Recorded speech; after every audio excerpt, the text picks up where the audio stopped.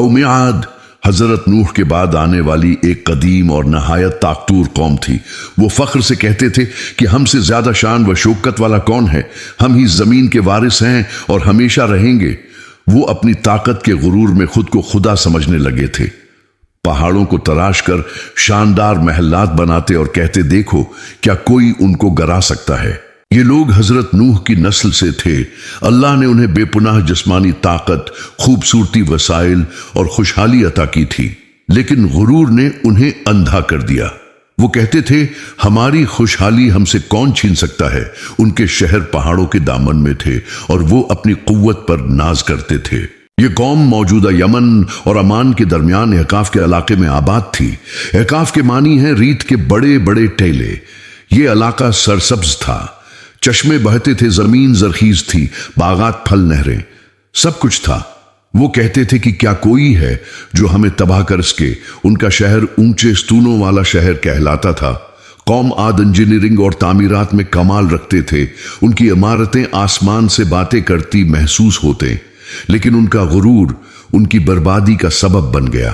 وہ بھول گئے کہ جس رب نے انہیں طاقت دی ہے وہ اسے چھین بھی سکتا ہے۔ ان کے دل کفر اور سرکشی میں بڑھتے گئے۔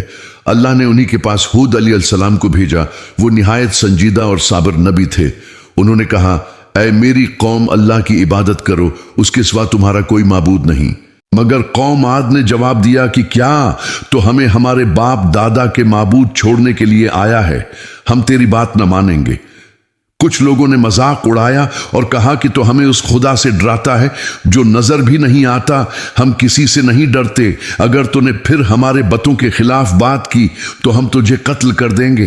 ہود علیہ السلام مسلسل سمجھاتے رہے، لیکن غرور نے ان کے دل پتھر بنا دیے، یہاں تک کہ انہوں نے کہہ دیا کہ لے آؤ وہ عذاب جس سے تم ہمیں ڈراتے ہو۔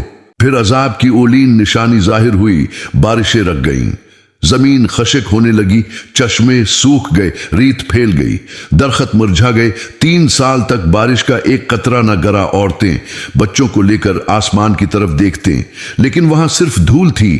جانور پیاس سے مر جاتے، کھیت جل گئے، بیج مٹی میں ختم ہو گئے۔ لوگ بارش کے لیے ہاتھ اٹھاتے، مگر دلوں میں توبہ نہیں تھی بلکہ تکبر تھا۔ ان کے سردار کہتے تھے کہ اگر ہود سچا نبی ہے تو اپنے خدا سے بارش برسا کر دکھائے۔ ہود علیہ السلام نے کہا کہ تمہارے لیے اب رحمت نہیں بلکہ آزمائش ہے۔ پھر ایک دن آسمان پر 3 بادل نمودار ہوئے، ایک سرخ، ایک سفید اور ایک سیاہ۔ ایک فرشتے نے کہا کہ ایک بادل چن لو۔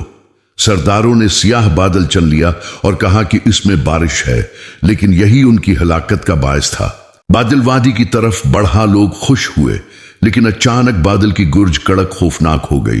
پہلا جھونکا آیا تو ریت اڑنے لگی، دوسرا آیا تو پتھر ریت کے ذرات گولیوں کی طرح چلنے لگے، پہاڑ لرز اٹھے، محلات جھکنے لگے، انسان اڑنے لگے۔ وہ طوفان 7 رات اور 8 دن مسلسل چلتا رہا۔ جب تھما تو پوری وادی ریت کا قبرستان بن چکی تھی۔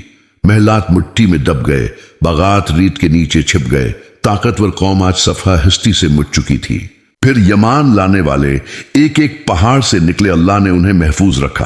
ہود علیہ السلام نے تباہ شدہ وادی کو دیکھا، وہ جگہ جہاں کل غرور کے محلات تھے آج ریت تھی۔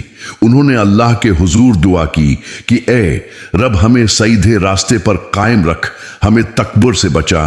یوں قوم عاد ختم ہو گئی، مگر ہود علیہ السلام کی نصیحت، ان کا صبر، ان کی دعا ہمیشہ باقی رہے گی۔